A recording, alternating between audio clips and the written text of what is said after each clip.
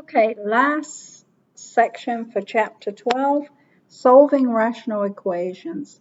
This is actually going to be easier than 12.6. If you can do 12.6, 12.7 is easier. Same kind of principle, looking for the LCD, but it is a lot easier. You know a rational equation always has an equal sign, okay? And so we're going to start with one where you can do the cross multiplication. So this is one way you can do that. You can set them equal and you can cross multiply. But before you do that, you have to be real careful that you do not have an answer that doesn't work, okay? So one of the things is that you look at the denominator. So this is just a number, so that one's fine. But x plus 4, if you set it equal to 0, x cannot be negative 4. So you should know how I'm getting that now, okay? So as long as your answer doesn't come out to negative 4, you are good. Every other number works. So let's just do a simple cross multiplying. So 6 times 2 is 12.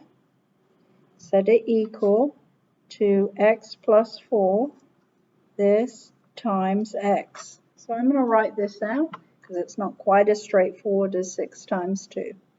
So this times this is equal to this times this. That's the cross multiplying. So 12 is equal to x times x is x squared, and 4 times x is 4x. Okay, so we are going to subtract 12 and set it equal to 0.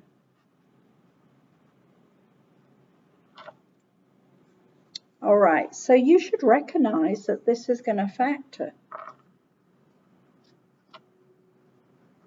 So x and x, 12 can only be a 6 and 2 if they're opposite signs to give us a 4. This minus means one's a plus, one's a minus. I need a plus 4, so it has to be plus 6 and minus 2. So x minus 2 is equal to 0, and x plus 6 is equal to 0. So one of the answers is 2, one of the answers is negative 6. Okay, none of them came out to negative 4. If one of them came out to negative 4, you would ignore it, but they didn't. And here it shows that you can check. So you go back to the original and you check, and I'm not going to do that. You can see how they've done that. They went back to 6 and they put negative 6 plus 4 equals 6 over 2, and it ended up being negative 3 equals negative 3. It checked, then they checked 2. So 6 divided by 2 plus 4 equals 2 over 2. 6 over 6 is 1 and 2 over 2 is 1. So both the answers checked. So that's super simple when it's just cross multiplying. So some of them will be like that. And some of them, you've got a lot more work to do. So I'm going to do it on here where I can show the steps. So say we have something like this. X over x minus 2 plus 1 over 5 equals 2 over x minus 2. So we're not adding them together, we're solving. That's the difference. You have an equal sign, so it is easier than 12.6. So they want you to solve and find what x is. So you look at the denominators, we've got 3 fractions. These are both the same, x minus 2. If I set them equal to 0, x cannot be 2. Okay, because 2 minus 2 will make a 0 here or a 0 here, and you can't have a 0 in a fraction. So as long as my answer does not come out to 2, if it did, I would ignore it or put no solution. All right, now I have to look for my LCD. My LCD is the 5 and then the x minus 2, so it's going back to everything that we did. All right, and we're not adding them, so you're not putting them over a denominator. You're just using this so we can solve. So you can do the same thing. If I'm looking, and this has x minus 2, what I'm missing is multiplying by 5. But I'm going to write everything so I can show it. So I'm going to multiply here. 5 times x minus 2. I'm going to do the same thing here. I'm going to write it right to the side here, and then right at the side here, and you're going to see why. Because like I said, you're not adding or subtracting them, you're solving for x. So you're going to cancel things out, and you're going to see it's much easier. So I look at the first fraction. Top and bottom, this is going to cancel to 1. The x minus 2 with the x minus 2. Then 1 times 5 is still 5. 1 doesn't change anything. So I end up with 5x. Okay, and you don't put it over anything. You are solving it. You're not adding them together. Then this fraction plus 1/5. So the LCD is 5x minus 2. The 5's will cancel. And I've got x minus 2 times 1, which is just plus x minus 2. See? It cancels. Okay, it's a lot easier. The equal sign is here now. So 2 divided by x minus 2, and we have the LCD as 5 times x minus 2. So we can go ahead and cancel those. Really, it's a 1, but 1 doesn't change anything. Then you multiply what's left after you've divided.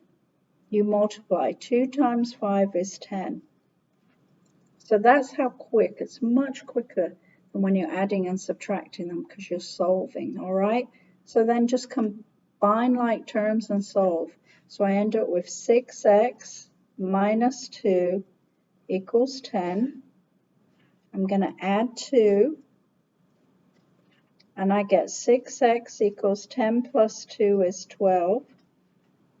Divide by 6, and x equals 2. Okay, so I'm glad they had one of those in.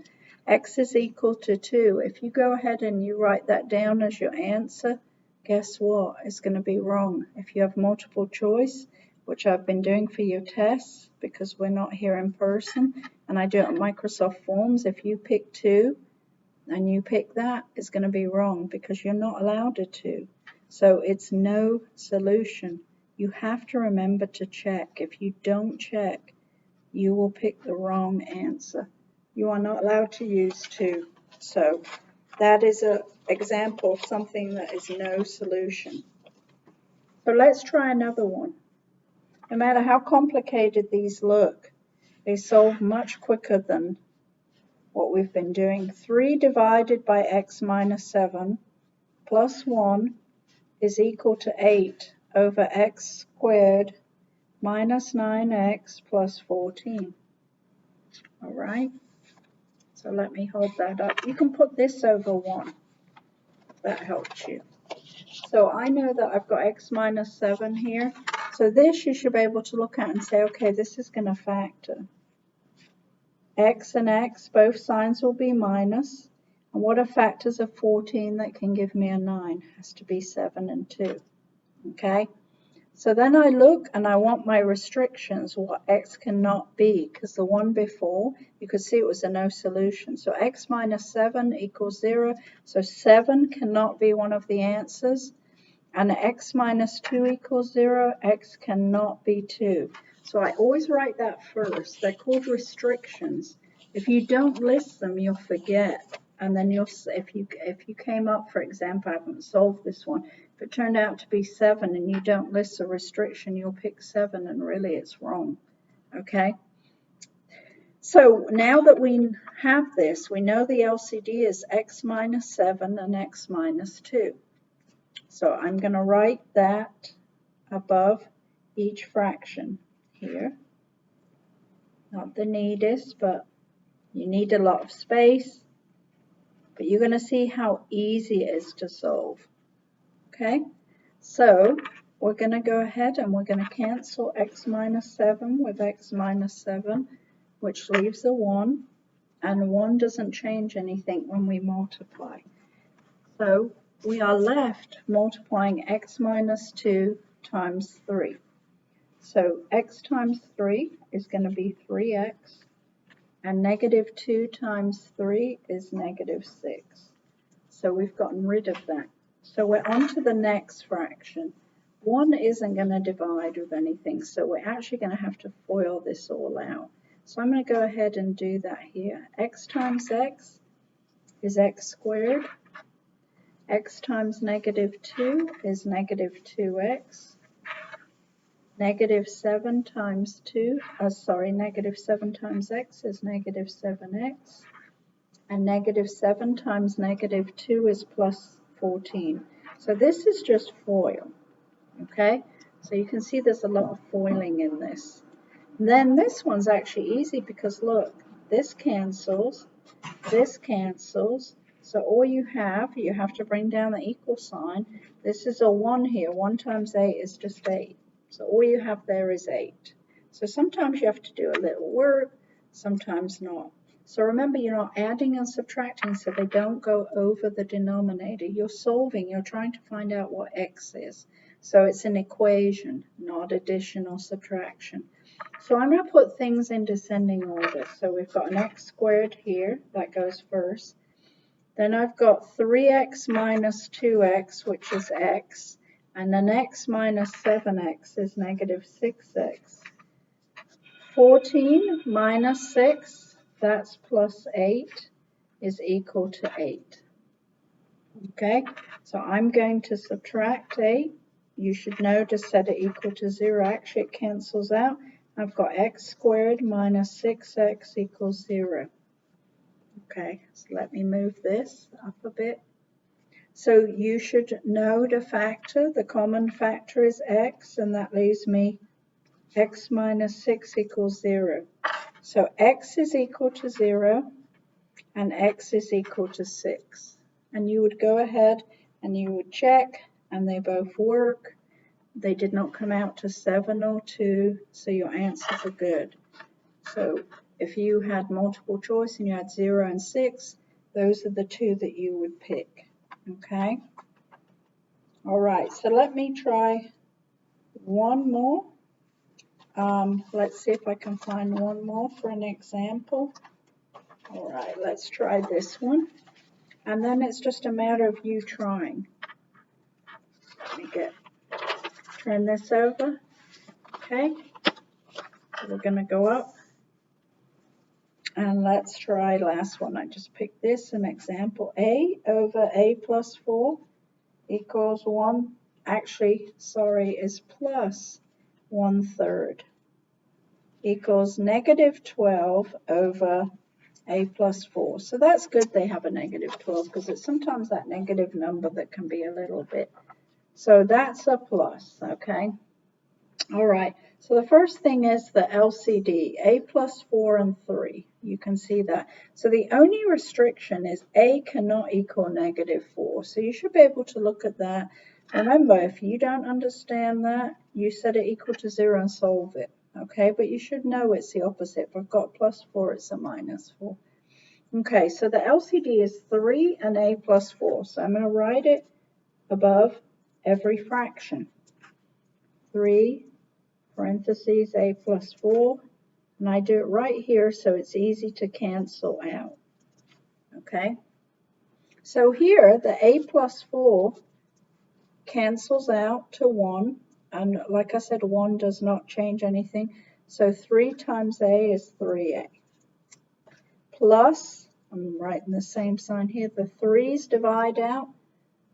And we're left with just a plus 4, sorry.